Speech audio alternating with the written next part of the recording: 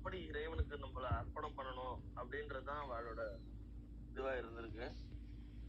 அது மாதிரி நிறைய நாயனார், அதாவது திருநாளை போவார் அப்படின்னு சொல்றதுதான் நாளைக்கு போவேன்றதான் நந்தனார். சண்டேஸ்வர நாயனார் பாத்தீங்கன்னா, நம்ம கோயில் எல்லாம் சண்டேஸ்வர சந்நிதி இருக்கும். கரெக்டா அந்த சிவபெருமானோட இது தீர்த்தம் கரெக்டா விழுற இடத்துல இருக்கும். அங்க பார்த்தா துர்கை இருக்கும். எல்லா சிவன் கோயிலும் அப்படிதான் இருக்கும். அந்த இடத்துல சண்டேஸ்வர நாயனார் இவர் செவுடுன்னு சொல்லி சில பேர் எல்லாம் கை தட்டுறது, சில பேர் இந்த சொடுக்கு போடுறது, இந்த மாதிரி எல்லாம் பண்ணிட்டு இருப்பா. ஆக்சுவலா பார்த்தா அவர் செவுடு எல்லாம் கிடையாது, தியானத்துல சிவ தியானத்துல இருக்காரு. அவர் சண்டேஸ்வர நாயனார் எப்பயும் சிவ தியானத்திலேயே இருக்கிறதுனால அவர் கண்ணை மூடிட்டு ஒரு பக்தி உணர்வுல இருக்கார். இவாள்லாம் என்ன பண்ணிட்டார், இவாளோட அந்த பாமரத்தன்மை அதிகமா அவரை பத்தி தெரியாததுனால அவர் என்னமோ அவர் சவுடு, அதனால நம்ம கை தட்டணும் அப்படின்னு வச்சுட்டா. கை தட்டணும் இல்ல சொடுக்கு போடணும் அப்படின்னே வச்சிருக்கா. அந்த மாதிரிலாம் சொடுக்கு போட்டு எந்த ஒரு பக்தர்களையும் நம்ம டிஸ்டர்ப் பண்ணக்கூடாது. திருச்செஞ்சலூர் அப்படின்ற ஊர்ல, இந்த ஊர் ரொம்ப விசேஷமானது என்னன்னா, முருகன் என்ன பண்றாருன்னா, சிவபெருமான பூஜை பண்ண இடம் அது திருச்செஞ்சலூர் அப்படின்றது. சூரபத்மனை வதம் பண்ணிட்டு, அப்போ இப்ப எந்த ஒரு இப்ப ராவணனை வதம் பண்ணா அதுக்கு பரிகாரமா ராமேஸ்வரத்துல ராமநாதன் பேரு, சிவபெருமான பூஜை பண்ணா ராமேஸ்வரத்துல ராமர். அந்த மாதிரி பரிகாரம் அது, சிவலிங்கத்தை வச்சு அபிஷேகம் பண்ணி பூஜை பண்றதுன்றது.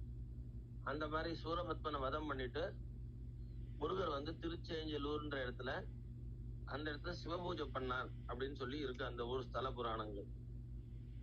முருகரே பூஜை பண்ண சிவன் அப்படின்னா அது எவ்வளவு விசேஷமா இருக்கும் பாருங்க. அப்படிப்பட்ட ஊர்ல இவர் ஒரு பிராமண குடும்பத்துல பிறந்தார். சின்ன வயசுல இந்த பூணல் போட்டு அந்த மாதிரி எல்லாம் பண்ணியிருக்கார் சண்டேஸ்வர நாயனாருக்கு. அப்படி இருக்கும்போது இவருக்கு எச்சத்ரன் பவித்ரன் பேரு, அப்பா அம்மா பேரு. அவெல்லாம் டிஃப்ரெண்டா இருக்கு பேரு, என்னன்னு தெரியல. பிராமின்ஸ் இப்படி வச்சுப்பாளான்னு ஆக்சுவலா பார்த்தா நமக்கு சந்தேகமா இருக்கும். ஆனா கிராமத்துல இந்த மாதிரி வச்சிருப்பாளா இருக்கும். விசார சர்மன் இவருக்கு சின்ன வயசுல பேரு. சண்டேஸ்வர நாயனாருக்கு சின்ன வயசுல விசார சர்மன் அப்படின்னு பேரு. இவர் சின்ன வயசுல என்னன்னா, இந்த ஜீவகாருண்யம் சொல்லுவா. ஒவ்வொரு ஜீவன் இடத்துலயும் ஒரு பிரியம் காட்டுறது, பசுமாடத்துல பிரியம் காட்டுறது. இப்ப நம்ம கோழி இல்லாட்டி ஆடு இல்லாட்டி நாய் பூனை எல்லாமே இறைவனால படைக்கப்பட்ட உயிரினங்கள் தான். ரோட்ல ஒரு வண்டி போகும்போது ஒரு பூனை ஆக்சிடென்ட் ஆகி செத்து போகுதுன்னு வச்சுக்கோங்களேன், நம்மளுக்கு ஒரு மனித உயிர்னா பெருசா நம்ம வேல்யூவா நினைக்கிறோம். பூனைன்ற ஆமா அப்படின்ற மாதிரி இருக்கக்கூடாது. எல்லா உயிரினங்களும் கடவுளால படைக்கப்பட்ட ஒரு ஜீவன். அப்ப அந்த பூனைக்கு அந்த ஒரு வண்டி ஓட்டுறவர் அங்க குறுக்கிலையோ இல்ல எங்கேயோ பூனை இருக்குன்னு பாத்துட்டாருன்னா, நம்ம நாலேஜ் இல்லாம இருந்தா அது வேற. பாத்துட்டாருன்னா அவர் அந்த இடத்துல கொஞ்சம் பூனைய எதுவும் ஆகாம டேமேஜ் ஆகாத மாதிரி பிரேக் போட்டோ இல்லாட்டி கொஞ்சம் சைடு திருப்பியோ அந்த மாதிரி போறதுன்றது கரெக்ட் வண்டி ஓட்டும் போது. ஏன்னா அது சின்ன உயிரின் தானே, எங்க கேஸ் போடுமா இல்லாட்டி எந்த கோர்ட்ல போய் நிறுத்துவாங்களா? அதை போய் டேமேஜ் பண்ண நம்ம பாட்டுக்கு இடிச்சுட்டு போயிட்டே இருந்திருந்தா யார் நம்மள கேள்வி கேட்க முடியும்னா நம்ம அந்த மாதிரி நினைக்க கூடாது. எல்லா உயிரினத்திலையும் மேல ஒரு அன்பு காட்டணும். ராமலிங்க அடிகளார் வாடிய பயிரை கண்ட போதெல்லாம் வாடினேர்னா சொல்றாருன்னா என்ன அர்த்தம்? ஒரு செடி வாடக்கூடாதான், அதுவே ஒரு செடி இப்படி ஆயிடுத்தே அப்படின்னு ஒரு மனசு நமக்கு தாபம் ஏற்படணுமா, வருத்தம் ஏற்படணுமா? நம்ம வீட்லயே ஒரு துளசி வைக்கிறோம், அது பட்டு போச்சு அப்படின்னா சரி போட்டு இதை தூக்கி போட்டு வேற ஒண்ணு வைக்க வேண்டியதான் அப்படின்ற மாதிரி ஒரு கேஷுவலா மனோபாவம் இருக்கக்கூடாது. அந்த ஐயோ இப்படி ஆயிடுத்தே, நம்ம என்ன தப்பு பண்ணுமோ, எதுக்காக இப்படி துளசி எல்லாம் தீட்டு கிடப்புக்கு விடக்கூடாதுன்னு ரொம்ப இதுவா இருக்கணும்னு என்னமோ ஏன் ஆச்சு இப்படி அப்படின்னு ஒரு மனசுல ஒரு தாபம் படணும். துளசி இப்படி பட்டு போயிடுது அப்படின்னு ஒரு வருத்தப்பட்டு, கடவுளே நம்ம மன்னிச்சுக்கோ, தப்பு ஏதாவது இருந்ததுன்னா மன்னிச்சுக்கோ, இனிமேல துளசி மாதா வரணும். வீட்டுல துளசி இருந்தா வீட்டுக்கு நல்லது, கெட்ட ஒரு இதெல்லாம் வராது அப்படின்னு சொல்லுவா. நம்ம கெட்ட பேட் இதெல்லாமே அதை எல்லாத்தையும் தடுத்துரும். சோ நமக்கு நன்மை ஏற்படுத்தும் துளசி. சோ அப்படி துளசி பூஜைன்றது அவ்வளவு விசேஷமா சொல்லப்பட்டிருக்கு. அது துளசி பூஜை பண்ண அதான் பிருந்தாவனம் சொல்றா.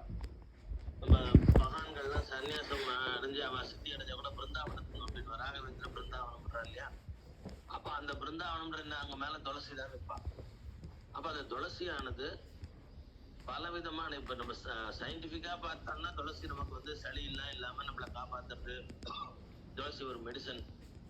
டெய்லி வாயில பெருமாளுக்கு அர்ச்சனை பண்ணிட்டு அப்புறம் அந்த துளசி 2 கண்ணில் ஊத்திட்டு நம்ம துளசி போட்ட வாட்டர் குடிச்சா கூட நல்லது. துளசி எடுத்து வாயில போட்டுட்டா சளி இல்லாம இருக்கும்னு சொல்லுவான். கபம் சளி இதெல்லாம் இல்லாம இருக்கும்னு சொல்லுவான். அது ஒரு மெடிசன். சயின்டிபிக்கா பார்க்கும்போது அது துளசி செடின்றது வந்து வீட்டுக்கு நல்லது, வீட்டுக்கே நல்லது, வீட்டுக்கு நன்மையை கொடுக்கக்கூடியது, சகல ஐஸ்வர்யங்களையும் கொடுக்கக்கூடியது. துளசி பூஜை பண்ணுவான். துளசி மாடத்துக்கிட்ட விளக்கேத்தி நமஸ்காரம் எல்லாம் பண்ணி துளசி மாடத்துக்கிட்ட இது பண்ணி அது மாதிரிலாம் பெரியவங்க பண்ணுவாங்க. அதெல்லாம் குடும்பத்துக்கு நல்லது. இப்ப பிளாட் சிஸ்டம்ல எதுவுமே பண்ண முடியாம எல்லாரும் தவிக்கிறாங்க. அதுலயும் ஒரு சிலர் எப்படி எப்படியோ மேனேஜ் பண்ணி பண்றாங்க. ஸோ அப்ப துளசி பூஜைன்றது அவ்வளவு நன்மையை செய்யக்கூடியதுன்னு சொல்லியிருக்கு. இப்படி ஒரு செடியும் ஒரு உயிரினத்துக்கும் ஒரு ரெஸ்பெக்ட் கொடுத்தோம்னா, ஏன்னா எல்லா உள்ளயும் சர்வமா நிரம்பி இருக்கிறது பகவான் தான் அப்படின்னும் பொழுது எல்லாத்துள்ளயும் இருக்காரு அப்படின்னா அந்த குட்டி உயிரினத்தை கூட இருக்கார். அப்ப அது நமக்கு ஒரு பாடமா, நமக்கு ஒரு இறைவன் இடத்துல ஒரு பிரியமா ஏற்படுத்தும். இறைவனுக்கு நம்ம மேல ஒரு பிரியம் ஏற்படுத்தும். நம்ம செய்த ஒரு எண்ணங்களை தானே வாட்ச் பண்ணிட்டு இருக்கான் சுவாமி. நமக்கு கிருபை பண்றான்னா எண்ணங்களை வச்சுதான் கிருபை பண்றான். அப்ப எண்ணம் தான் ரொம்ப முக்கியமா ஒரு வைட்டேஜ் கொடுக்கறது, கடவுளை பிடிச்சி இழுக்கிறது. சோ எண்ணம் அழகானால் எல்லாம் அழகாகும். சோ எப்பயுமே உன் மனசுல என்னென்ன எண்ணம் ஓடின்னு இருக்குன்றது நீ முதல்ல வாட்ச் பண்ணு. வேண்டாதது ஓடின்னு இருந்தா அதனால ஒரு லாபமும் இல்ல. உனக்கு இன்னும் டவுன் ட்ரேட்ல உன்னோட கிரேடு கீழே போயிடும். ஆபீஸ்ல ப்ரமோஷன் ஆகாம கீழே போறதுன்னு இல்ல, உன்னோட குணம் கீழே போக போக உனக்கு இறைவனோட அன்பு கிடைக்கவே கிடைக்காது. தட்டுங்கள் திறக்கப்படும், கேளுங்கள் கொடுக்கப்படும்ன்றா இல்லையா ஒரு வார்த்தை. அப்படி நீ எத்தனை வாட்டி கதவை தட்டினாலும் உனக்குன்னு ஒரு தேவைன்னு வரும்போது அங்க திறக்கப்படவே படாது. காரணம் என்ன? உன்னோட எண்ணங்கள் சீர்கெட்டு இருக்கு அப்படின்னு அர்த்தம். எண்ணங்கள் சீர்கெட்டு இருந்தா இறைவன்ட்ட போய் எனக்கு ஒண்ணு கொடு அப்படின்னா கொடுக்க மாட்டார். ஏன்னா எண்ணம் முதல்ல அழகாகும். நீ வெளியில வந்து சுவாமிக்கு வந்து அப்படியே வந்து ஒரு 1000 ரூபாய்க்கு பூ வாங்கி போட்டேன், இல்லாட்டி வந்து மாலையா பெருசா வாங்கி போட்டேன் அப்படிலாம் வெளியில பண்ணினா கூட அதெல்லாம் எதுவுமே பண்ணலைன்னாலும் எண்ணம் தூய்மையா இருந்தா சுவாமி அதையே ஏத்துருவார். ஸோ மெயின் திங் என்னன்னா நம்மளோட மைண்டு. பக்தியில வந்து சுவாமி எதிர்பார்க்கறதுன்னா மனசை பார்த்துதான் நல்ல வாழ்வை மாத்துவார். நம்ம லைஃப் என்டையர்லி சேஞ்ச் ஆகும். ஸோ ஒருத்தர் பெரிய மகான் எப்படி ஐடென்டிஃபை பண்ணப்படுறாருன்னா, அவர் வந்து ஒரு பெரிய மடம் கட்டினார், அந்த மடத்து மூலியமா வந்து இத்தனை காலேஜ் கட்டியிருக்காரு, இத்தனை ஹாஸ்பிட்டல் கட்டியிருக்காரு, அந்த மடத்தோட ஃபண்டை வந்து வரப்பட்டு வச்சு அவர் எத்தனையோ குழந்தைகளுக்கு இதெல்லாம் கட்டியிருக்கார், பாடசாலை கட்டியிருக்கார் அப்படின்றதுனால வந்து அவர் பெரிய மகான் சொல்லப்படுறது இல்லை. பெரிய மகான் அவர் வந்து வெள்ளத்தனைய மலர் நீட்ட மாந்தர்த்தம் உள்ளத்தனைய உயர்வுன்னு உள்ளத்துல உயர்ந்து போயிட்டே இருந்திருக்காரு அப்படின்னா, ஹை குவாலிட்டியான குட்டான எண்ணங்களே எப்பயும் அவருக்கு இருந்திருந்ததுன்னா அவர் பெரிய மகான்னு கடவுளால ஆசீர்வாதப்படுவார்.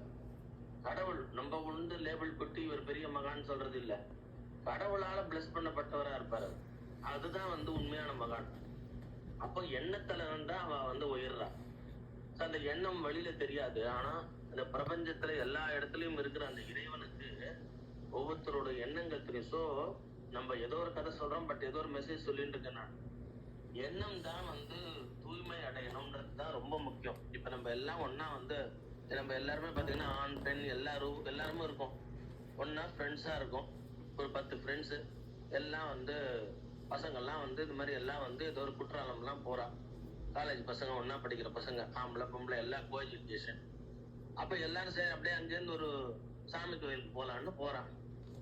அப்படி எல்லாரும் ஒன்னா சேர்ந்து சாமி கோயிலுக்கு போகும்போது அந்த சின்சியர் பிரேயர், அங்க போய் சத்தையா இருக்கிறது. அப்ப ஆண் பெண் எந்த ரூபத்துல யார் வேணா இருக்கலாம். அக்கம் பக்கத்துல ஃபேமிலி இல்ல, இப்ப எல்லாரும் அப்பா அம்மா எல்லாம் ஊர்ல இருக்கா, ஃப்ரெண்ட்ஸ் எல்லாம் ஒன்னா வந்திருக்கா டூர் வந்து. அப்ப இப்ப யாருமே வந்து அப்பா அம்மா எல்லாம் இல்ல, பெரியவங்க இல்லதான். ஆனா இந்த பசங்க எல்லாமே வந்து அந்த கடவுள்கிட்ட சின்சியரா இருந்ததுன்னா கடவுள் சந்தோஷப்படுவார். எண்ணத்துல தூய்மை இல்லாம நீ கடவுள் முன்னாடி போய் நடிச்சேன்னா அப்போ மத்த பசங்க எல்லாம் கூட நினைப்பான், அந்த பையன் கூட நல்ல பக்தியில நம்ம கூட்டத்திலேயே அவன் கொஞ்சம் சின்சியர் போல இருக்கு. அவன் பாத்தீங்கன்னா கோயிலுக்குள்ள வரும்போது நான் வந்து இந்த ட்ரெஸ் கோட்ல வர மாட்டேன், அந்த ட்ரெஸ்ல வருவேன்ட்டு அது கையில எடுத்துன்னு வந்திருக்கான். நம்ம ஒருவேளை குற்றாலத்துல தங்குறான்னு தானே கற்பனையா சொல்றேன்.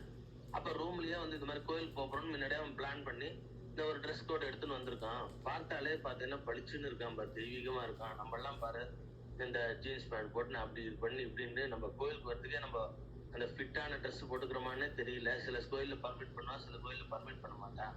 அவனை பாரு அப்படின்னா அந்த வெறும் ட்ரெஸ் கோடும் முகப்பொலிவும் அதுக்கேத்த மாதிரி நெத்திக்கிட்டு இருக்கிற சின்னங்கள்னு சொல்றா இல்லையா, விபூதியோ திருமணம் நாமமோ ஏதோ ஒண்ணு சந்தனம் கோபியோ ஏதோ ஒண்ணு, அதெல்லாம் போட்டு நம்ம படிச்சுன்னு வந்தா கூட சுத்தி இருக்கிறவெல்லாம் பார்த்துட்டு இவனோட வெளி லுக்க பார்த்துட்டு இவனுக்கு தான் இருக்கிறதுலயே குரூப்ல வந்து இவன் ஜாஸ்தி பக்தி இருக்கு போல இருக்குன்னு கூட ஒரு இம்ப்ரெஷன் வரலாம்.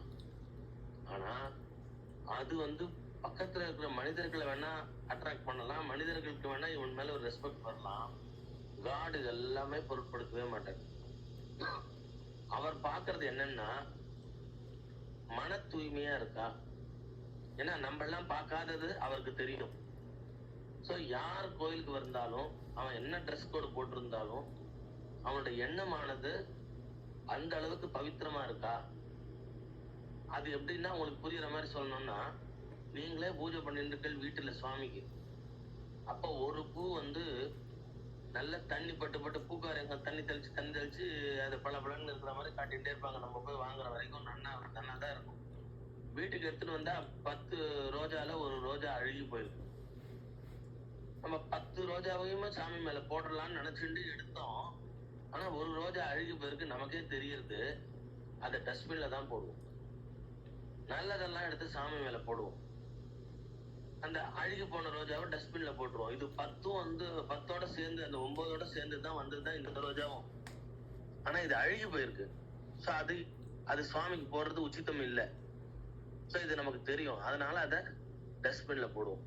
அந்த மாதிரிதான் எண்ணத்துல தூய்மை இல்லைன்னா கண்டிப்பா இறைவன் அக்ரி பண்ண மாட்டார் நம்மளுக்கு. நம்ம அப்ப என்னதான் வந்து அவர்கிட்ட கத்தி பிரார்த்தனை எனக்கு அதை கொடு இதை கொடுன்னு கேட்டா கூட கொடுக்க மாட்டார்.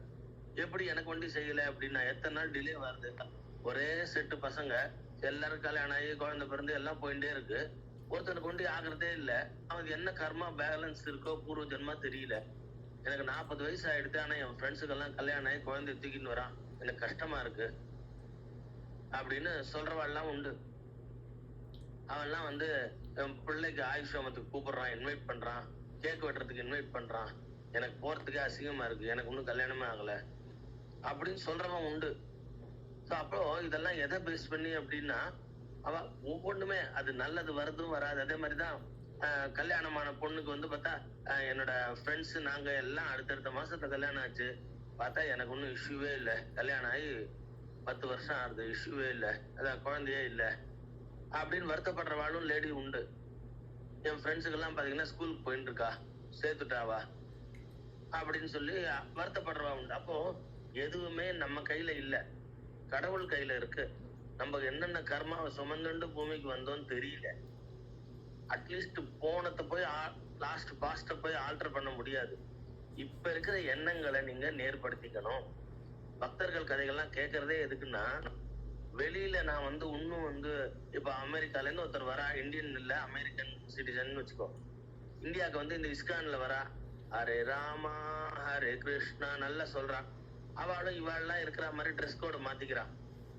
இஸ்கான்ல எப்படி எல்லாரும் போடுறாளோ அந்த மாதிரி இவாளும் வந்து ஒரு எல்லாத்துலயும் அதே மாதிரி ஆர்டர் பண்ணி தைச்சு இவாளோட ட்ரெஸ்ஸும் பார்த்தா இதுக்கப்புறம் இங்க இந்தியால இருக்கிற வரைக்கும் அந்த இஸ்கான்ல எப்படி எல்லாம் ட்ரெஸ் பண்ணுவாளோ அந்த மாதிரி ட்ரெஸ் பண்ணிட்டு இவாளும் வந்து அப்படியே சுத்தின்னு இருக்கா அவளோட எல்லாம். அப்போ இந்த வெளியில ட்ரெஸ் மாறியாச்சு, இவாளுக்கு நெத்தியில அதே மாதிரி இஸ்கான்ல எடுத்துக்கிற மாதிரி எல்லாம் நின்று இருக்கா. இது எல்லாம் இருக்கு. அப்போ இதெல்லாம் பார்த்துட்டு, சார் அவர் இந்தியன் கூட இல்ல சார், அவர் அமெரிக்கன் சார், ஆனா பாத்தீங்கன்னா இங்க அவ்வளவு அளவுக்கு பாத்தீங்கன்னா அவரை பார்த்தாலே எப்படி இருக்கு பாருங்களேன் பளிச்சுன்னு அப்படின்னு நம்ம எல்லாம் வந்து மயங்குவோம். சோ அவர் உண்மையிலேயே அப்படி சின்சியரா இருந்தா வெல் அண்ட் குட். மனசு லெவல்ல கூட சொல்றேன் நான், வெளியில மட்டும் இல்ல மனசுலயும் அவர் சின்சியரா இருந்தா வெரி குட். ஆனா அவர் வந்து நான் இங்க இஸ்கான்ல வந்து உழவு பார்க்க வந்தேன், அப்போ நான் வந்து நடிக்கிறதுக்கு அவளை மாதிரியே மாறினேன், அவ ட்ரெஸ் கோடு அந்த மாதிரி அவ பண்ற மாதிரி அவ சொல்ற அந்த ஸ்லோகங்கள் எல்லாம் மனப்பாடம் பண்ணி நானும் வந்து பண்ணேன். இஸ்கான்ல இவ எல்லாம் உண்மையிலேயே பக்தி பண்றாளா இல்ல இவ பின்னாடி வந்து பேக்ரவுண்ட் என்ன இங்க ஏதாவது வந்து இந்த வேலை பண்றாளா அப்படின்னு பாக்கிறதுக்கு நான் ஸ்பையா நான் அமெரிக்கன் போலீஸ்ல இருக்கேன் அப்படின்னு ஒருத்தர் சும்மா, இதெல்லாம் கற்பனை தான் அப்படின்னா, இப்ப அவர் உண்மையிலேயே அவர் வந்து பக்தர் இல்ல.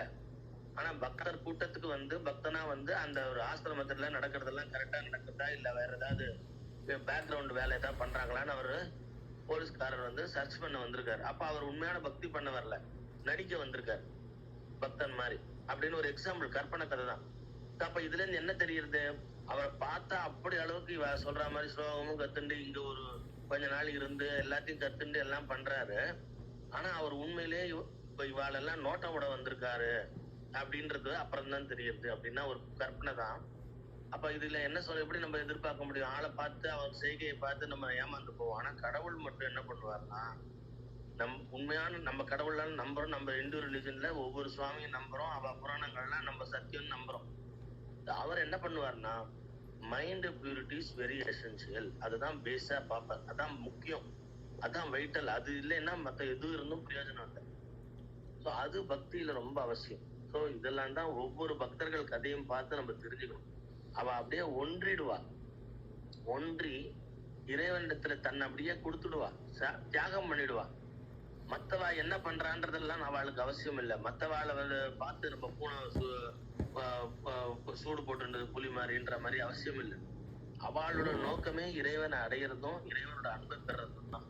அப்படி ஒரு தவிச்சு இறைவனிடத்துல பிரார்த்தனை பண்ணி கண்ணுல ஜலத்தோட பக்தி பண்ணி அவ்வளோ சின்சியரா இருப்பா. அதுக்கேற்ற அனுகிரகமும் இறைவனும் பண்ணுவார். சோ அப்போ ஒவ்வொரு விஷயத்திலயும் நீங்க தெரிஞ்சுக்கோங்க, மனசு வந்து கடவுள் பார்த்துட்டே இருக்கார்.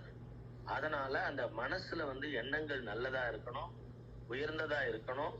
அதுதான் இறைவன் அடைய பயன்படும். சோ நமக்கு நான் திருச்செஞ்சலூர்ல எச்சப்பன் பவித்ரன்ற அந்த தம்பதிகளுக்கு, எச்சத்தன் பவித்ரன்ற தம்பதிகளுக்கு புத்திரனா வந்து விசார சர்மன்றவர் வந்தார். திருச்செஞ்சலூர்ன்ற ஊரு முருகனே சிவனை பூஜை பண்ண இடம் அது. அப்படிப்பட்ட அந்த ஊர்ல இந்த விசார சர்மன்றவர் எந்த உயிரினத்துக்கும் கெடுதல் நினைக்காதவர். பிறப்பு அந்தன குலம், பிராமண குலம். வேதங்கள் சின்ன வயசுல படிச்சிருக்கார், பூணல் போட்டிருக்கு. ஆனா முழுக்கவே வந்து எல்லாரிடத்துலயும் சமமா எல்லாரும் நல்லா இருக்கணும்னு நினைக்கிறவர்.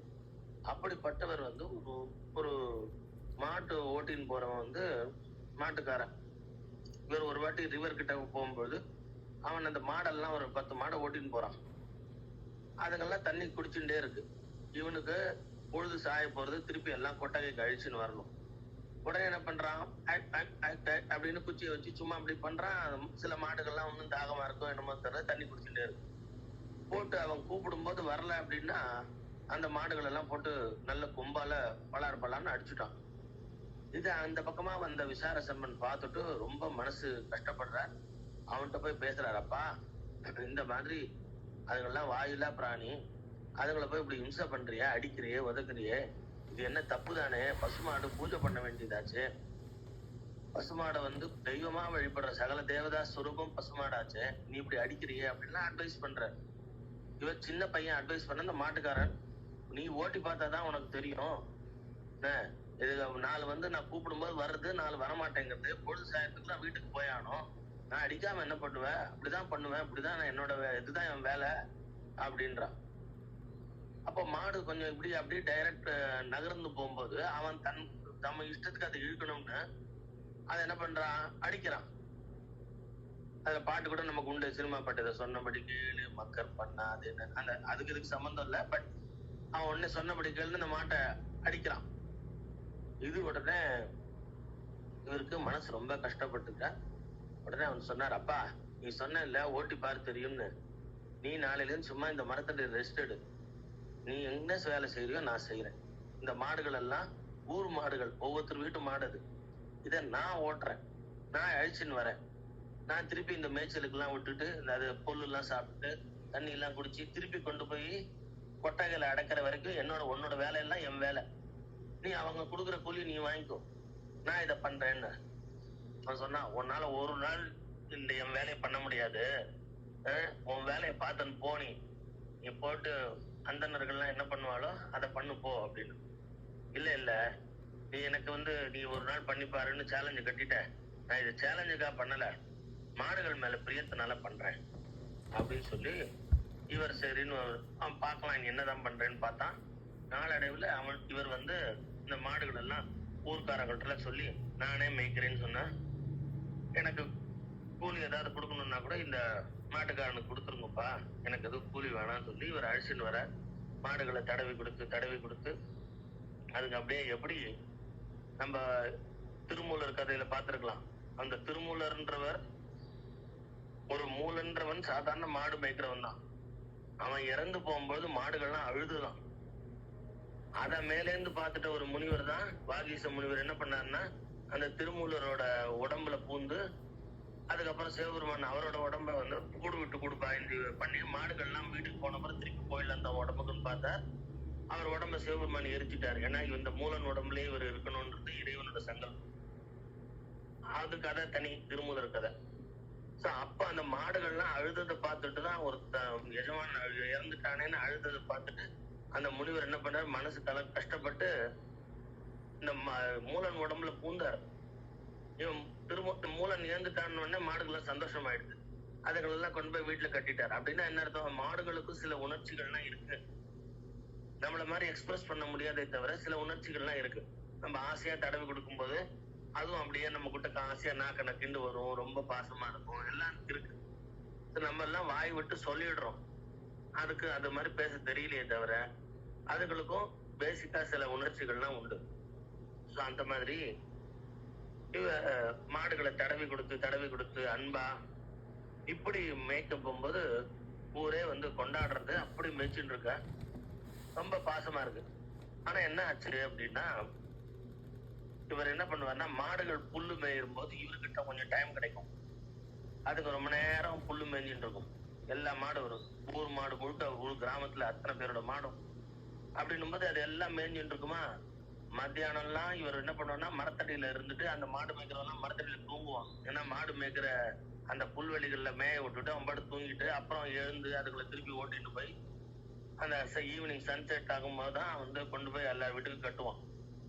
அது வரைக்கும் இந்த மாடு மேய்க்கிறது தான் முழு வேலையா அவனுக்குலாம். அந்த மாதிரி இவர் என்ன பண்றாரு, அந்த மத்தியான நேரத்துல தூங்காம அந்த நேரத்துல அந்த ரிவர் ஓரமா மண் இருக்குமா, எப்படி பார்வதி ஆனவள் மண்ணால லிங்கம் பண்ணி பரமேஸ்வரனை பூஜை பண்ணாலோ அந்த மாதிரி மண் சிவலிங்கம் பிடிச்சி இவன் வந்து ஓம் நம சிவாய் ஓம் நம சிவாய் அங்க அக்கம் பக்கத்துல அங்க இருக்கிற ஏதாவது பூக்கள் எல்லாம் காட்டு பூக்கள் எல்லாம் பறிச்சுன்னு வந்து ஓம் நம சிவாய் ஓம் நம சிவாய் ஓம் நம சிவாய் பூஜை பண்றான்.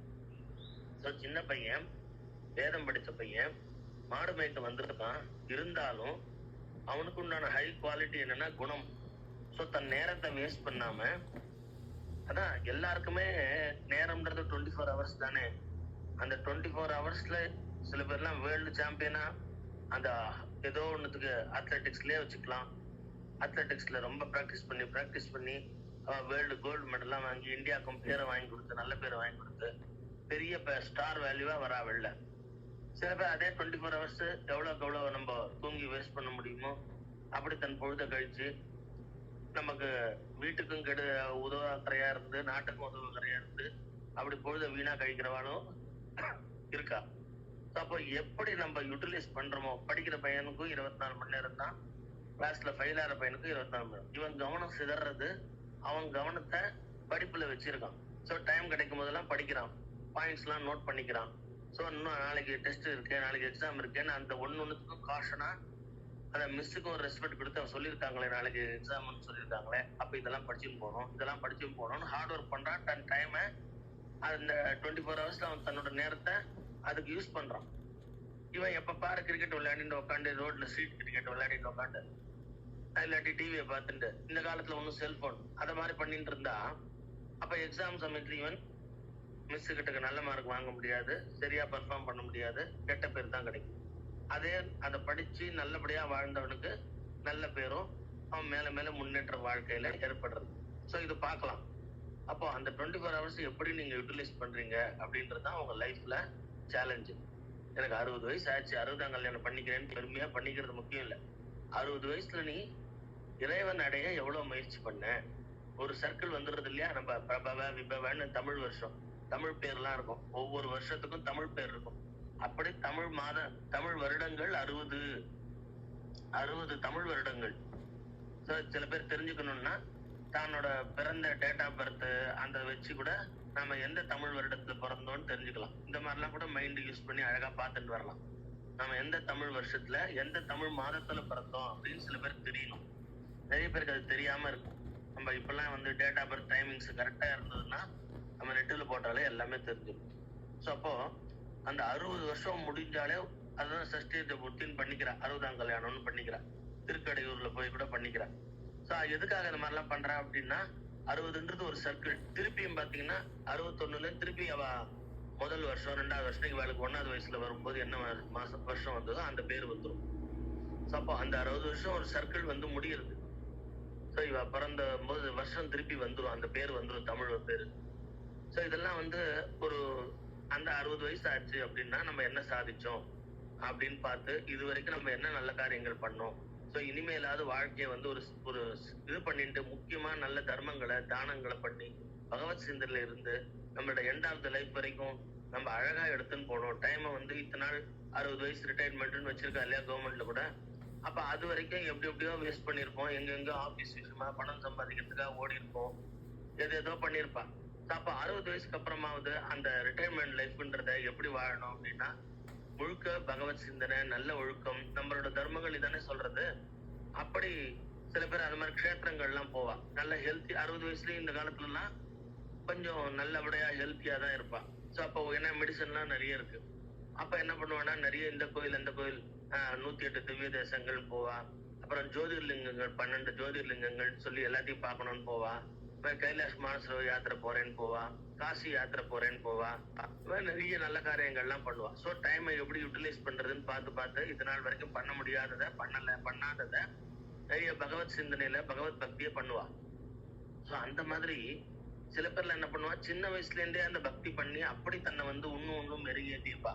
அதுதான் அப்பருக்கும் ஞான சம்பந்தருக்கும் உள்ள வித்தியாசம். ஞான சம்பந்தருக்கும் அப்பருக்குமே கிட்டத்தட்ட 60 வயசு வித்தியாசம். 60 இயர்ஸ் அவளுக்குள்ள ஏஜ் டிஃபரன்ஸ் இருக்கு. ஆனா பக்தியில யார் வந்து குரு யார் சிஷ்யன் அப்படின்னா பக்தியில ஞான சம்பந்தர் தான் குரு, அப்பர் வந்து சிஷ்யன், அடியேன்னு தான் சொல்லுவார் அப்பர். ஏன்னா அந்த ஞான சம்பந்தர் 3 வயசு முதற்கொண்டே ஞானப்பால் அம்பாண்ட ஞானப்பால் குடிச்சு அவர் பகவத் பக்தி பண்ண ஆரம்பிச்சிட்டார். அப்ப எப்படி பாருங்க, 60 வயசு பெருசான ஒரு கழவர் தன்னோட 60 வயசு சின்ன ஒரு பையனிடத்துல அவர் குரு நான் சிஷ்யன்னு அவர் பல்லக்கை இவர் தூக்குறாரு. ஞானசம்பந்தரோட பல்லக்க அப்பர் தூக்குறாரு அப்படின்னா அது யாருக்கு பெருமைன்னா அம்பாள் இடத்துல ஞானப்பால் குடிச்சு அந்த குழந்தையில இருந்தே இறைவன் நாம சொல்லி இறை சிந்தனையில இருந்திருக்கவா கிரேட்டுன்னு. ஏன்னா இவர் அப்பர் கதை தெரியும் நமக்கு. அவர் போய் ஜெயின மதத்துல எல்லாம் போயிட்டு அங்கெல்லாம் போய் அங்க கொஞ்ச நாள் அப்படியே ராஜாக்கு ஏத்த மாதிரி அங்கெல்லாம் இருந்துட்டு அப்புறம் வயிற்று வலி வந்துட்டு அப்புறம் தான் சிவபக்தி பண்ண வந்தார். சோ இவர் லைஃப்ல அதர் சைடு போய் நிறைய பார்த்துட்டு அப்புறம் தான் இந்த சைடுக்கே வந்தார். ஆனா அந்த ஃப்ரம் த சைல்ட்ஹுட்ல இருந்தே ஞானப்பால் குடிச்சு அந்த இறைவன் மேல தோடுடைய செவியன் பாட ஆரம்பிச்சிட்டார் 3 வயசுலயே. அதனாலதான் நம்ம சைவ சித்தாந்தத்துல சொல்லப்படுறது என்னன்னா ஞான சம்பந்தர் தான் எல்லாருக்குமே குரு. சோ அப்போ அத்தனை பேரும் சில பேர் சீனியர்ஸ் இருப்பா, சில பேர் ஜூனியர்ஸ் இருப்பா பக்தியில. ஆனா அத்தனை பேருக்கு குரு யாருன்னா ஞான சம்பந்தர். ஏன்னா ஞான சம்பந்தர் முருகனோட அம்சம் சொல்லுவா. சோ அந்த மாதிரி இங்க இப்படி பக்தி பண்ணிட்டு வர இந்த பையன் அந்த மாதிரி டைம் யூட்டிலைசேஷன் நல்லா தெரிஞ்சவர். சோ அதனால ஒரு சிவலிங்கம் பிடிச்சி மண்ணால சிவலிங்கம் பிடிச்சி விசார சர்மன் முழுக்க சிவ பூஜை பண்ணி சிவத்தொண்டு பண்ணி சிவ சிந்தனையில இருந்து ஓம் நம சிவாய் ஓம் நம சிவாய் ஓம் நம சிவாய்னு பஞ்சாட்சரத்தை சொல்லி இப்படி பக்தி பண்ணிட்டு வர விசார சர்மன்ற அவர் தான் சண்டேஸ்வர நாயனர், பின்காலத்துல வரப்போற. அப்போ இப்படி இவர் பண்ணிட்டு இருக்கார். ஒரு ஸ்டேஜ்ல என்ன ஆச்சு, இவருக்கு பக்தி ஆக்சுவலா மண்ணுல வந்து சிவலிங்கம் பண்ணா உங்களுக்கே தெரியும், அது மேல வாட்டர் விட்டா கரைஞ்சு போயிடும். பசும்பாலை எடுத்து என்ன பண்ணுவார்னா, மாடுகள் இவர் தானே மேய்க்கிறார் ஊர் மாடெல்லாம், பசும்பாலை எடுத்து ஓம் நம சிவாய் ஓம் நம சிவாய் சொல்லி அந்த மண்ணால பண்ணப்பட்ட சிவலிங்கத்துக்கு விடுவார். அது கரையவே கரையாதான். இது எப்படி ஒரு மிரக்கல்னா அவருக்கே தெரியல. இவரோட பக்திக்கு கட்டுப்பட்டு அந்த மண்ணால சிவலிங்கம் பண்ணது. இந்த ரிவர்ல இந்த ஆத்து மணல்ல பண்ண சிவலிங்கம் மேல தண்ணி விட்டாலே கரைஞ்சு போயிடும். பாலை விட்டா கரையாம இருக்குமோ? ஆனா இவர் பக்திக்கு கட்டுப்பட்டு அப்படியே இருக்கான். இவர் டெய்லி இது அபிஷேகம் பண்றாரு. இப்படி ஒரு மிரக்கல் நடக்கிறதே இவருக்கு அந்த அளவுக்கு அதுல கவனம் செலுத்தல. சிவபெருமான் அப்படி இவருக்கு அப்ப இருந்தே கருணை பண்ண ஆரம்பிச்சுட்டாருன்னு இவருக்கு தெரியல. இவரோட பக்தி பண்ணிட்டு இருக்கார். சிவபெருமான் இப்ப நம்மளே ஒரு மண்ணுல எங்கேயோ போறோம், பீச் ஓரத்துல ஒரு அந்த வாட்டரும் மண்ணும் சேர்ந்த இடத்துல அழகா ஏதாவது சின்ன பசங்க எல்லாம் இது கோட்டை கட்டுறேன், காசு கட்டுறேன்னு சொல்லி ஏதாவது பண்றன்ற மாதிரி நம்ம ஒரு சிவலிங்கம் பண்றோம்னு வச்சுக்கோங்க.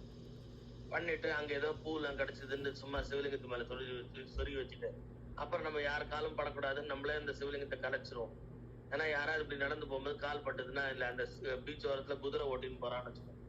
அது குதிரை கால் பட்டு சிவலிங்கம் உடஞ்சதுன்னா நமக்கு மனசு ரொம்ப கஷ்டமா இருக்கும். அதனால நம்மளே அதை சரி பண்ணிட்டு சுவாமி அப்படின்னு கண்ணில் ஒத்தின்னு வந்துருவோம்.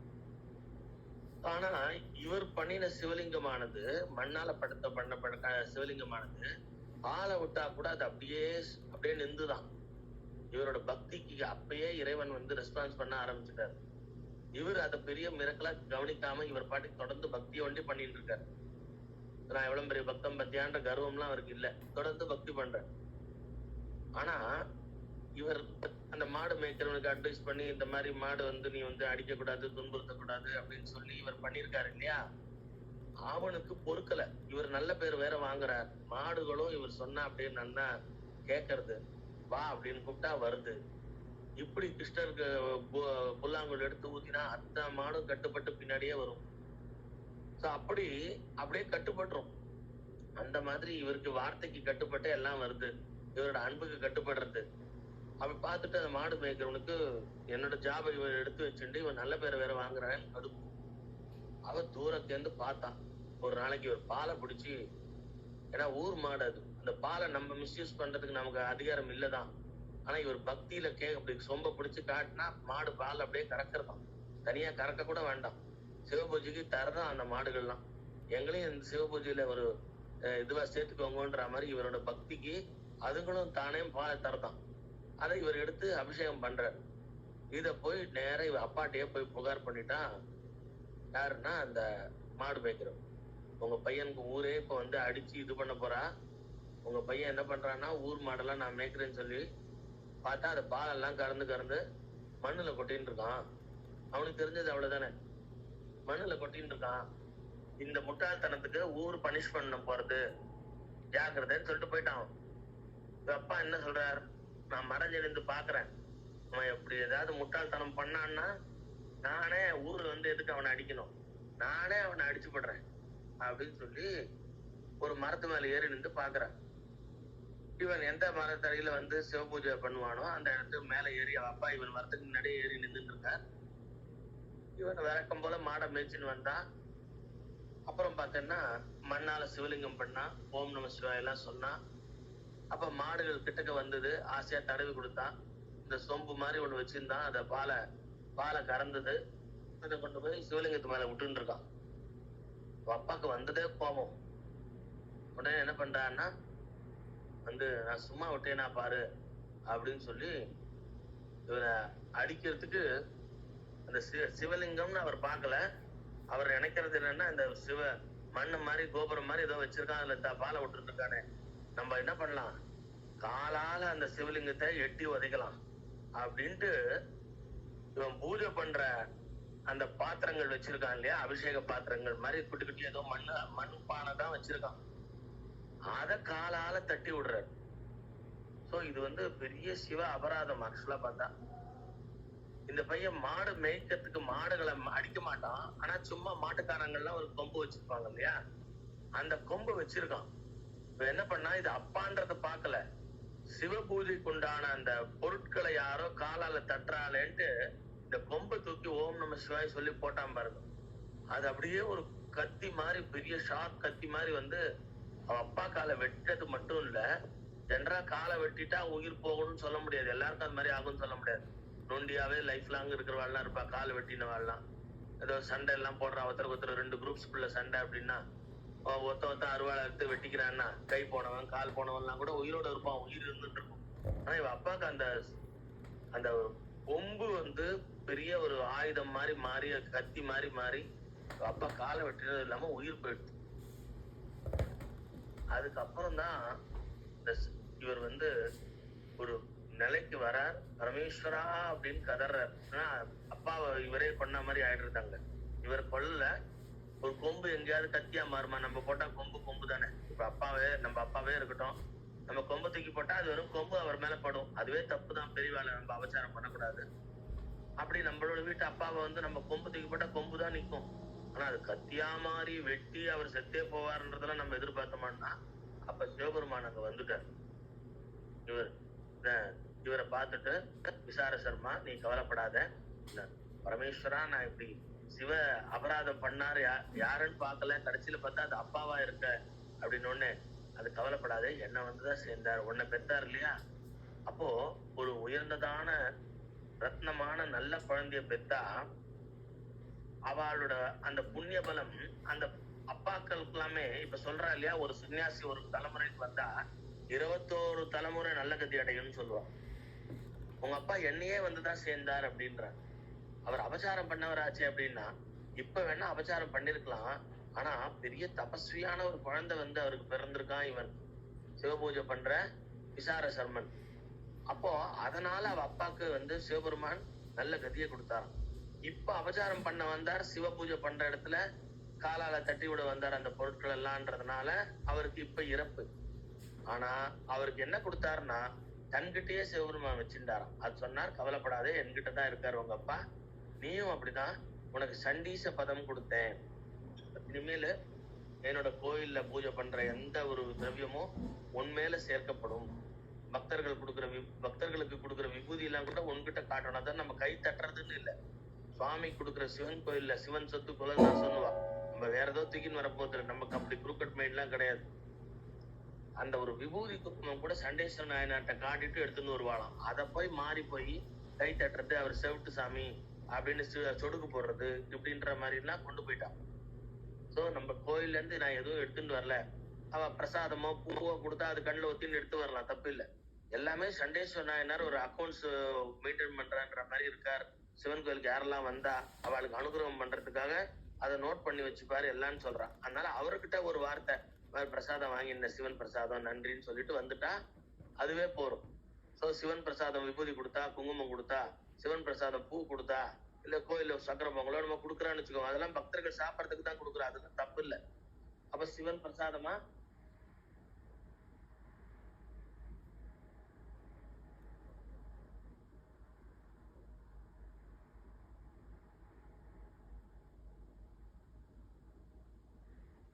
அப்போ சிவன் பிரசாதமா அவருக்கு நமக்கு கோயில்ல கொடுக்குற சக்கர பொங்கலோ என்னமோ கொடுக்குறாளோ அது சாப்பிட்டா தோஷம் இல்லை. சண்டேஸ்வர நாயனாட்ட அப்பா சிவபிரசாதம் பெற்றுக்கொண்டேன் ஒரு வார்த்தை சொல்லிட்டா போதும். நான் அவர் அக்கௌண்ட் நோட் பண்ணிக்கிறார். சிவபக்தி யாரெல்லாம் பண்றான்றத வாட்ச் பண்றாரு, யாரெல்லாம் சிவன் கோயிலுக்கு வந்தான்றத சொல்றாரு. அப்ப சண்டேஸ்வர நாயனான் இவருக்கு இந்த பதவியை கொடுத்து சண்டீச பதம்னு கொடுத்து உனக்கு இந்த கோயில பிரதானமா வைக்கிறேன் அப்படின்னு சிவபெருமானே சொன்னார். சண்டேஸ்வர நாயனார் விசார சர்மன் பேரு. சண்டேஸ்வர நாயனார அப்படி உயர்ந்த இடத்துல சிவபெருமானே வச்சிருக்காரு. அப்போ இப்ப நீங்க பஞ்சமூர்த்தி ஊர்வலம்னு வெளில வரும் சிவன் கோயில் எல்லாம் பாத்தீங்கன்னா, இப்ப திருவண்ணாமலை இந்த மாதிரி எல்லா பெரிய கோயிலையும் சரி, சாதாரண சின்ன கோயில்ல கூட சரி, பஞ்சமூர்த்தி ஊர்வலம் வரும்பொழுது பார்த்தா முதல்ல பிள்ளையார் வருவார், அப்புறம் வள்ளி தேவசேனா சமேத சுப்பிரமணிய சுவாமி வருவார், அதுக்கப்புறம் அம்பாள் தனியா வருவா, அப்புறம் சுவாமி அம்பாளும் வருவா, அதுக்கப்புறம் சண்டேஸ்வர நாயனார் வருவார். சண்டேஸ்வர பஞ்சமூர்த்தி ஊர்வலம் போது சண்டேஸ்வர நாயனாரும் ஒருத்தர். எல்லா சிவன் கோயிலும் உற்சவம் கொண்டாடுறா இல்லையா, பிரம்மோற்சவம் அது இதுன்னு கொண்டாடுறால, அப்ப டெய்லி ஊர்வலமா இந்த 5 மூர்த்தியும் வருவா. திருவண்ணாமலையில அப்படிதான் எல்லா மூர்த்தியும் வெளில வருவா. இப்ப சண்டேஸ்வர நாயனாருக்கு அவ்வளவு ஒரு உயர்ந்த இடத்த சிவபெருமான் கொடுக்குறாராம். அது குழந்தையில இருந்தே பக்தி பண்ணி நல்ல எண்ணத்தோட இருந்தா அப்படி இறைவன் வந்து தடுத்தாற்பள்ளி அனுகிரகம் பண்றாரு. அதுதான் ஏஜ் ஆயிட்ட அப்புறம் நமக்கு ஒரு வாழ்க்கையிலேயே ஒரு அனுபவ பாடம் கிடைச்ச அப்புறம் நம்ம ஒரு பக்தி வந்து பண்ணோம் அப்படின்னா அது வந்து அக்கௌண்டபிள். அதுவும் வசதி தான். நான் காது கிட்டக்க வச்சுட்டா டக்குன்னு இதுவாயிடுறது. ஓகே, ஏஜ் ஆயிட்ட அப்புறம் நம்ம ஒரு பக்தி பண்ணா அதையும் சுவாமி ஏத்துப்பார். ஆனா பால்யத்திலிருந்தே பண்ணிட்டு வரோம் இல்லையா, அப்படி பண்ணா அது விசேஷம். சின்ன வயசுல இருந்தே பண்ணிட்டு வந்தா அது இன்னும் விசேஷம். அதுதான் நான் முன்னாடியே சொன்னேன். 60 வயசு பெரியவரான திருநாவுக்கரசர் அப்பருக்கு அவரோட 60 வயசு சின்னவரான ஞானசம்பந்தர் குருன்றார் இல்லையா. எப்படி யோசனை பண்ணி பாருங்க. என்ன சார் நீங்க சொல்றது லாஜிக்கே ஒத்துக்கலையே. நீங்க தானே சார் பெரியவர், அதுவும் கொஞ்சம் நஞ்சம் பெரியவர் இல்ல, 60 வயசு பெரியவர். அந்த காலத்துல எல்லாம் அந்த 60 வயசு பெரியவாளான் தான் என்ன சொல்லுவா, தாத்தான்னுவா இல்லையா. இந்த காலத்துல தாத்தா எல்லாம் எங்க இருக்காரு, 60 வயசுக்கார தாத்தா கூட எங்க இருப்பார். காரணம் மெடிசன் அப்படி இருக்கு. நம்ம ட்ரெஸ் கோடு எல்லாமே நம்ம ரொம்ப ஷார்ட்ஸ் எல்லாம் போட்டுன்னு கூட இருப்பா. அந்த அளவுக்கு தெரியாது. அவளும் கொஞ்சம் நல்ல அந்த காலத்துல 60 வயசுனால கொஞ்சம் ஏஜ்டு பீப்புள் மாதிரி கொஞ்சம் அவளோட பழக்க வழக்கங்கள் ட்ரெஸ் பண்றது எல்லாமே கொஞ்சம் வயசானவ மாதிரி நடந்துப்பாங்க. இந்த காலத்துல அப்படி இல்லை. 60 வயசு ரிட்டையர்ட் ஆயிட்டா கூட அவெல்லாம் இன்னும் பிரிஸ்கா வந்து வாக்கிங் போறது எல்லாமே நிறைய பாக்குற நிறைய பேர் ஷார்ட்ஸ் போட்டு தான் வாக்கிங் பண்ணுவா. அவளுக்கும் தே ஃபீல் அப்படி பண்ணலாம் ட்ரெஸ் கோட் போட்டுக்கிறதுனால எங்கா ஃபீல் பண்றா, ரைட், அதெல்லாம் அவ பர்சனல். அப்போ 60 வயசுல தாத்தா. அப்ப ஞான சம்பந்தருக்கு தாத்தான்ற மாதிரி சொல்லலாம் அப்பற. ஆனா அப்பர் வந்து திருநாவுக்கரசர் வந்து அம்பாள்கிட்ட பால் குடிச்சவராச்சே, அவர் தான் என் குரு அப்படின்ட்டு ஞான சம்பந்தரோட பல்லக்க தூக்குறார். இங்க இந்த திருநாவுக்கரசர் எங்க இந்த ஊர்லதான் எங்கேயோ தங்கி இருக்காரு கேள்விப்பட்டேனே அப்படின்னு, எந்த இடம்னு யாருக்காவது தெரியுமா? அவர் இருக்கிற இடம் நோக்கி போங்க. அவர் வந்து கல்ல கட்டி கடல்ல போட்டாலும் நத்துணையாவது நமசிவாயன்னு பாடினவராச்சே, அப்படி சிவன் அருள் பெற்றவராச்சே, அவர் நாம சந்திக்கணும் அப்படின்னு ஆசைப்பட்டு இவர் திருநாவுக்கரசர் இருக்கிற ஊருக்கு, அவர் இந்த ஊர்ல இருக்காரு அப்படின்னு கேள்விப்பட்டுட்டு அந்த ஊருக்கு வரார் ஞானசம்பந்தர். அவர் எப்பயுமே எங்கேயுமே பல்லக்க தூக்கின்னு தான் வருவார். சிவபெருமானே கொடுத்த பல்லக்கது. அப்படி வரும் பொழுது எங்க இருக்காரு தெரியுமா யாருக்காவது? இந்த குரூப்ல இருக்கிற நிறைய பேர் பஜனை பண்ணிட்டே வராளே ஞானசம்பந்தர் கூட, யாருக்காவது தெரியுமா அவர் எங்க தங்கி இருக்காருன்னு, எந்த மடத்துல தங்கி இருக்காரு, எந்த இடத்துல அப்படின்னு கேட்கும்போது அடியேன் அப்படின்ற. யாரு அப்படின்னா பல்லக்கு தூக்குற ஒரு ஆளா இவரு இருந்திருக்க. எப்படி பாருங்க, இவ்வளவு வினயம். அப்பர் வந்து பல்லக்க தூக்கின்னு இருக்கார், இவரைதான் கேட்கிறாரு பார்த்தேன்னா ஞானசம்பந்தர். அவரை சந்திக்கணும் அப்படின்னு, அவர் இங்க யாருக்காவது தெரியுமா உங்களுக்கு அவர் எங்க இருக்காருன்னு அப்படின்னு கேட்கும்போது அடியேன் அப்படின்ற. வைஷ்ணவ சம்பிரதாயத்துல அழகா சொல்லுவா அடியேன் தாசன் அப்படின்னுவா. அது ரொம்ப ஒரு வினயமான வார்த்தை, அடியேன் தாசன்.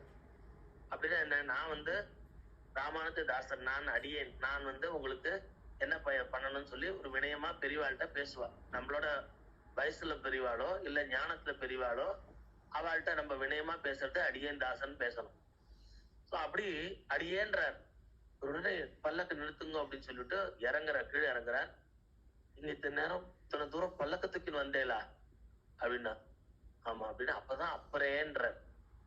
திருநாவுக்கரசருக்கு அப்பர்னு பேர் வச்சது யாருன்னா ஞானசம்பந்தர் தான் பேர் இருக்கிறார். அப்பர்ன்ற பேர் கொடுக்கிறார். நீங்க அப்பா மாதிரி இல்லையா அப்படின்றதுக்காக அப்பரே அப்படின்றார்.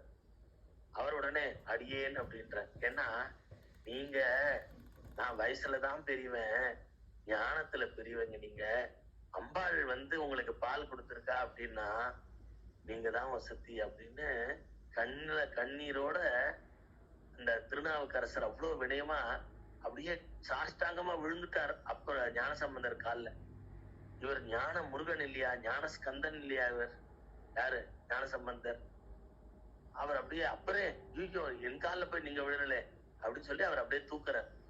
ரெண்டு பேரும் அப்படியே ஒருத்தர் பக்தர்கள் ரெண்டு பேரும் ஆலிங்கனம் பண்ணிக்கிறா, கட்டிக்கிறா. அப்போ அப்பருக்கும் ஒரு கூட்டம் இருக்கு அவரை ஃபாலோ பண்றதுக்குன்னா. அப்பூதி அடிகள்லாம் பார்த்தீங்கன்னா தெரியும் உங்களுக்கு. திருநாவுக்கரசர் வாசகர் சாலை, திருநாவுக்கரசர் நூலகம் அப்படின்னு சொல்லி எல்லாமே அப்பர் பேர்லயே திருநாவுக்கரசர் திருநாவுக்கரசர்னு அவ்வளவு அளவுக்கு சர்வீஸ் பண்ற எல்லாத்துக்கும் அவர் பேரை போட்டு சர்வீஸ் பண்ணிட்டு இருக்காருன்னா, அவரோட செய்கையெல்லாம் பார்த்து அவர் வந்து அந்த இதுல போய் சுண்ணாம்பு கால்வாயில 7 நாள் போட்டு பல்லவ மன்னன் அவரை ஹிம்சை பண்ணான். 7 நாள் சுண்ணாம்புன்றது நமக்கு வெத்தலையில கொஞ்சம் ஜாஸ்தி வச்சிருந்தாலே வாய் காரும். அதெல்லாம் வெத்தலை போட்டு சுண்ணாம்பு போடுறவங்களுக்கு தான் தெரியும். கொஞ்சம் ஜாஸ்தி போயிடுச்சுன்னா வாய் காரும்.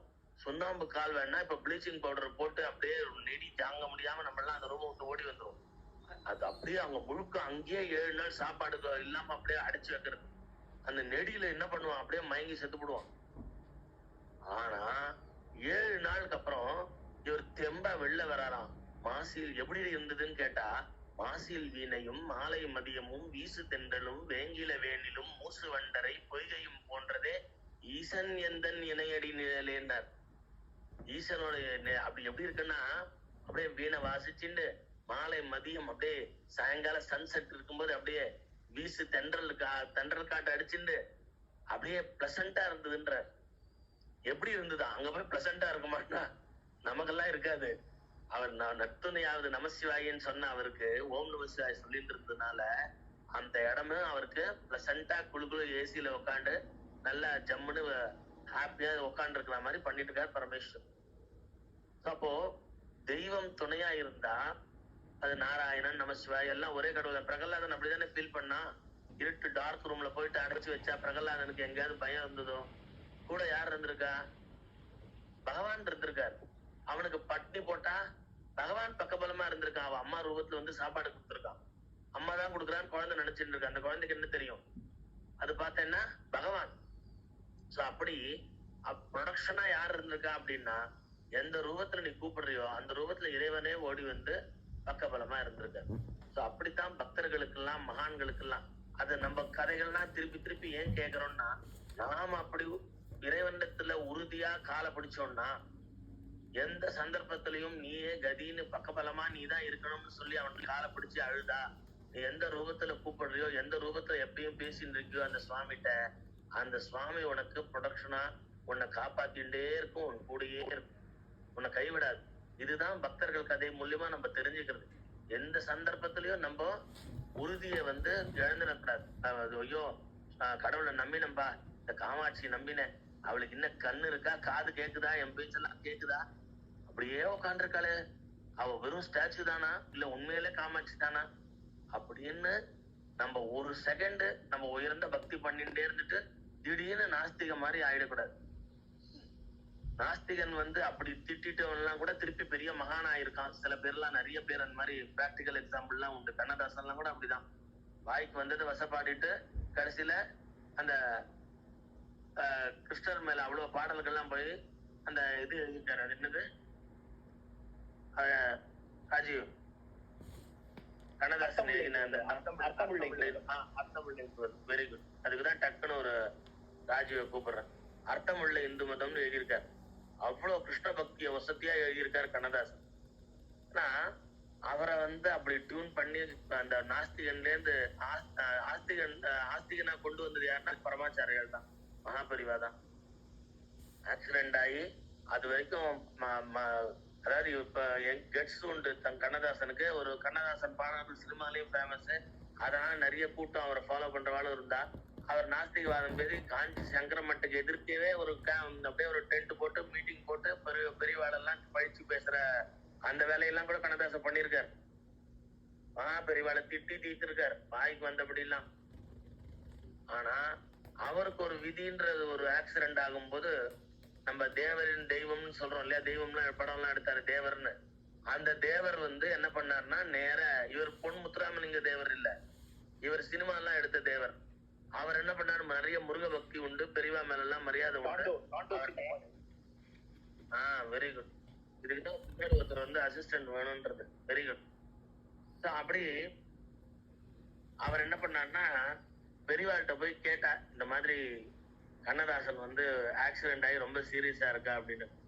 பெரியவா உடனே அவருக்கு ருத்ராட்சம், இது தலைமாட்டு அடியில வைன்னு ஒரு ருத்ராட்சம் மந்திரிச்சு, அது மாதிரி விபூதி அவருக்கு நெத்திக்கு இட்டுட்டு தலைகாணி அடியில வை அப்படின்னா. நான் எப்படி, அவர் ஐசியூல இருக்காரு, எப்படி போறதுன்னா, இந்த மாதிரி பரமாச்சாரியா அவர்கிட்ட இருந்து பிரசாதம் வந்திருக்குன்னு சொல்லி டாக்டர்ஸே அதை பர்மிட் பண்ணுவான்னு. அப்போ அதே மாதிரி டாக்டர்ஸும் சாமி நம்பிக்கை உள்ளவாதான் இருந்தா, இந்த மாதிரி பரமாச்சாரியா கொடுத்து அமைச்சிருக்காங்கன்னா அவளுக்கே ஆச்சரியம். இவர் எத்தனையோ நாள் வந்து பெரியவாளையே திட்டினவர் ஆச்சு அப்படின்னு. இல்ல, பெரியவா பிரசாதம் வந்திருக்கு, பெரியவா கொடுத்துருக்கா, இப்ப நெத்தியில இடுறேன், நீங்க பர்மிட் பண்ணுங்க, தலகாணி அடியில வைக்கிறேன் அப்படின்னு சொன்னா பார்த்தா அப்புறம் இவர் வந்து பழிச்சு எழுந்துட்டார்.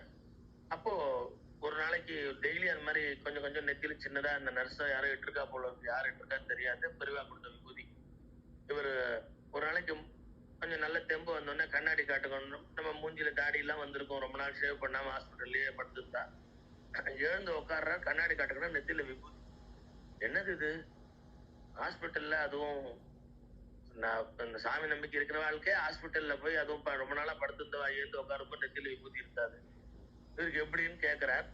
அங்க இருக்கிறவெல்லாம் சொன்னா, அப்ப தேவரையும் உள்ள அலோ பண்ணா. உள்ள வந்து தேவர் முழுக்க சொன்னார், நீங்க ரொம்ப சீரியஸ் கண்டிஷன்ல இருந்தீங்க, நான் பெரியவாள்கிட்ட போய் தான் பிரார்த்தனை பண்ணிட்டேன், நடமாடும் தெய்வம் காஞ்சி மகான் அவர்கிட்ட போய் தான் பிரார்த்தனை பண்ணிட்டேன், அவர் அனுகிரக பாஷணம் பண்ணி எல்லாம் எல்லாம் மாறும் பாரு அப்படின்னார் அவர். அப்படி உங்களோட பரம்பரையே சொன்னார், நீங்கள்லாம் அவ்வளவு நல்ல பரம்பரையா, நல்ல தெய்வீகமான வாழாம் உங்க பெரியவங்கள்லாம், எல்லாத்தையும் பெரியவா சொல்றார் அப்படின்னு உடனே இவருக்கு உடனே வெக்கமா போயிட்டுதான்.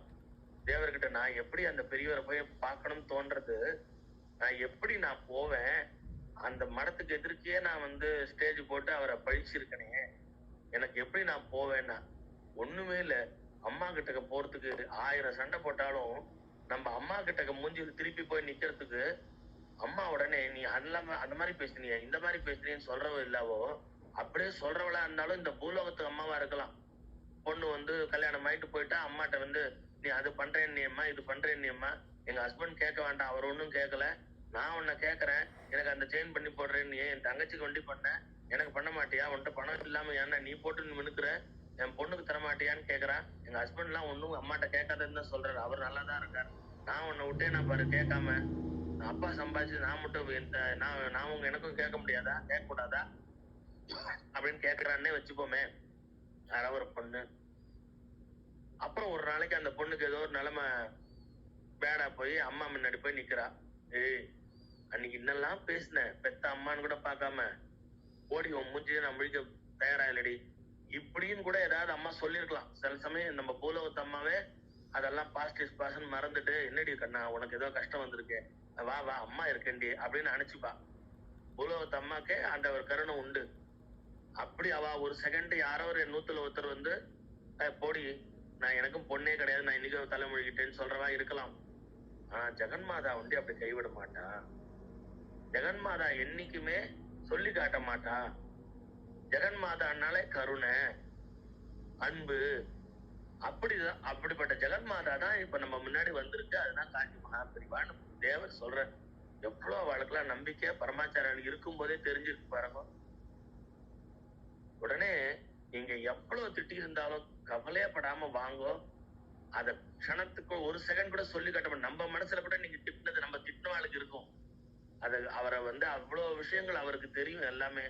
அவர் அதை நினைச்சு கூட பார்க்க மாட்டார். நீங்க சுகமாகணும், நல்லபடியா வரணும் தான் அவர் வந்து நினைக்கிறார் அப்படின்னு உடனே நேர ஓடி வந்து நமஸ்காரம் பண்றார் கண்ணதாசன். உடனே உன்கிட்ட எவ்வளவு தகுதி இருக்கு தெரியுமா, உங்க முன்னோர்கள் பண்ண புண்ணியம் இருக்கு உனக்கு, நீ வந்து பகவான் மேல உயர்ந்ததா எழுதுன்னு சொல்ல அர்த்தமுள்ள இந்து மதம். இந்து மதம்னாலே ஒரு அர்த்தம் இருக்கு. இந்து மதத்துல செய்யற ஒவ்வொரு சடங்கும் ஒவ்வொரு விஷயங்களுக்கும் ஒரு அர்த்தம் இருக்கு. சும்மா வந்து மூட நம்பிக்கை இல்ல. இந்து மதத்துல செஞ்சுட்டு இருந்ததெல்லாம் அவ்வளவு உயர்ந்த காரியங்கள் செஞ்சுட்டு இருக்கான்னு எத்தனையோ பக்தர்களை பத்தி எழுதியிருக்கேன், நான் படிச்சிருக்கேன். பட்னத்தார் கதையெல்லாம் நான் வந்து ஜென்ரலா நம்மளுக்கு தெரிஞ்ச கதைகள், பட்னத்தார் கதை வேற, இவர் எழுதின கதையே வேற. பட்னத்தார் கதையெல்லாம் இவர் கொஞ்சம் வித்தியாசமா எழுதியிருப்பார். யாரு, கண்ணதாசன். நிறைய விஷயங்கள்லாம் எக்ஸ்ட்ராவா எழுதியிருப்பார். அப்படி ஆனா பக்தியில தான் கொண்டு போய் முடிப்பார். அப்படி பக்தி விஷயமா நிறைய பண்ணி பண்ணி பண்ணி கண்ணன் மேல பாடல்கள்லாம் நிறைய பாடி பாடி பாடி உயர்ந்ததா வந்துட்டார். புல்லாங்குழல் கொடுத்த மூங்கில்களே எங்கள் புருஷோத்தமன் புகழ் பாடுங்களே, அந்த பாடல்கள்லாம் எழுதினது கண்ணதாசன் தான். அவ்வளவு அளவுக்கு கிருஷ்ணர் மேல பக்தி ஜாஸ்தியா போய் அவ்வளவு பண்ண ஆரம்பிச்சுட்டார். எல்லாம் மகாபெரிவா ஆசீர்வாதம். அப்போ இப்போ அதான் ஜெகன்மாதாவோட எண்ணம்.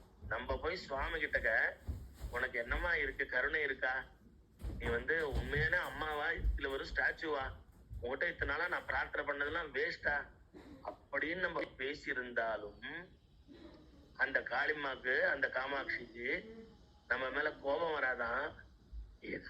என் குழந்தை என்கிட்ட வந்தது, ஏதோ பாவம் மனசு கஷ்டத்துல ஏதோ புலம்புறது, நான் அதுல குற்றம் பார்க்க மாட்டேன், அதுல என்ன தப்பா பேசினேன்றத பார்க்க மாட்டேன், என் குழந்தையாச்சேன்னு ஆசையா அனுப்பிச்சுப்பாங்க. இதுதான் அம்பாள் பக்தி. அம்பாள் பக்தினா என்னன்னா, நம்ம அம்மா கிட்ட போய் தஞ்சமென்றே அடைந்தேன் தாயே உன் சேனா ரஞ்சனியே ரட்சிப்பாய் கெஞ்சுகிறேன் அம்மா அப்படின்னு காலில் விழுந்து அம்மான்னா என்ன குழந்தை அப்படின்னு பாஸ்ட பார்த்துட்டு இருப்பாளாம். முன்னைக்கும் பின்னைக்கும் பார்ப்பதும் உண்டோ முழுமைக்கும் நீ எந்த அன்னை என்றோ.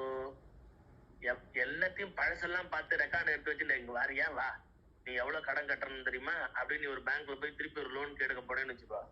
ஏய் உன்னை தாண்டா தேடி இந்த எத்தனை நாளா டிமி கொடுத்த வந்து மாட்டினியா, நீ இந்த எங்களுக்கு கொடுக்க வேண்டிய கடன் எல்லாம் எவ்வளவு இருக்கு தெரியுமா, இன்னும் கடன் வேற கேட்க வரியா அப்படின்னு அவன்லாம். ஆனா ஜெகன்மாதா அப்படி பார்க்க மாட்டா. உன் பாவ கணக்கே இவ்வளவு இருக்கு, நீ ஏதோ ஒண்ணு கேட்டுட்டு வேற வரியா அப்படின்னு சொல்ல மாட்டா. அதான் கருணை.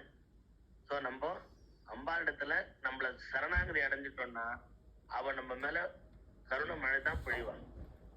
சோ அப்படித்தான் ஒவ்வொரு மகான்களும் இருந்திருக்கா.